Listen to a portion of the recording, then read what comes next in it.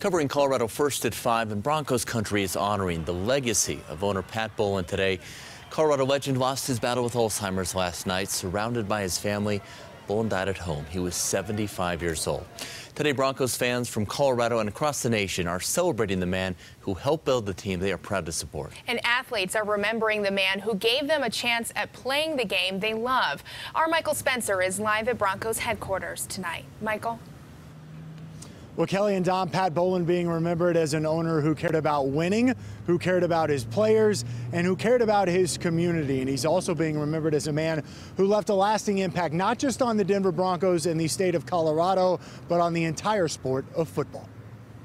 It was March of 1984 when Pat Bowlen burst onto the scene in Colorado.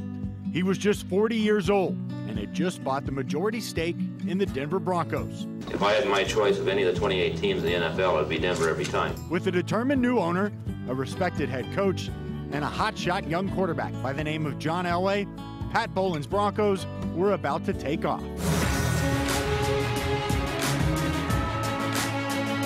The 1980s would be remembered for 3 Super Bowl trips in 4 seasons.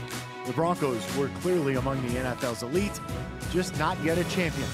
But that would change in the next decade. Elway can run inside the 10, head first. He dives inside the 5-yard line. My goodness! Super Bowl 32 would at long last deliver the Lombardi Trophy and the 4 most iconic words in Colorado sports history. This one's for John.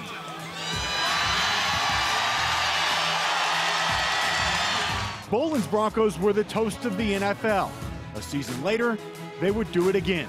Elway would retire after Super Bowl 33, but Bowlen would push on into yet another decade. But pushing on didn't produce the same success. They're in trouble now, running for his life and hit from behind. John Elway's return would be the kickstart to Bowlen's final decade in charge. While the Broncos chased more success on the field, Bowlen's appearances at practice, once regular, had become rare. Rumors had swirled for years that his health was in decline. And in 2014, the whispers became reality. He didn't walk through the door this morning, and that's hard for people. The Broncos would win again, the 3rd jewel in the trophy case. And although absent from the celebration, Pat Bowlen was hardly forgotten. But this one's for Pat!